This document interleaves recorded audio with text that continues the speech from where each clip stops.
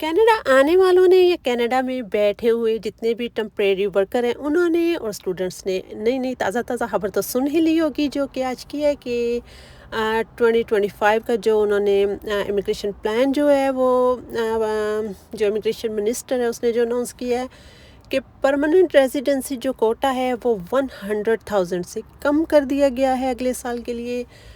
और लेकिन लोग इस खबर को सुन के जो है काफ़ी परेशान भी हैं, लेकिन इसमें एक अच्छी बात भी उन्होंने बोली है कि जो 40% डेटा होगा, जितना भी मतलब 40% डेटा होगा जिसको टेम्परेरी से परमानेंट कन्वर्ट करना है, वो लोग होंगे जो ऑलरेडी कनाडा के अंदर हैं, जिनमें टेम्परेरी वर्कर हैं, जिनमें स्टूडेंट्स हैं।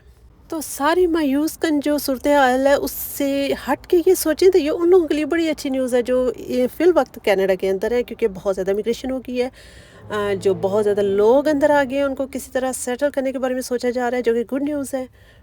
इस खबर से उनको थोड़ा सा रिलीफ मिलेगा जो पिछले 6-8 महीने से बहुत परेशान कुन सूरत हाल में है। तो वो सारे लोग जो हैं वो अपनी उम्मीद ना खोएं, उम्मीद रखें और होपफुली कि आने वाले वक्त में उनके लिए कुछ और भी प्रोग्राम निकाले जा सकते हैं। कोई पता नहीं होता कब क्या चेंज हो जाए। तो यह है कि पॉजिटिव रहिए, रास्ते तो नए निकल ही आते हैं।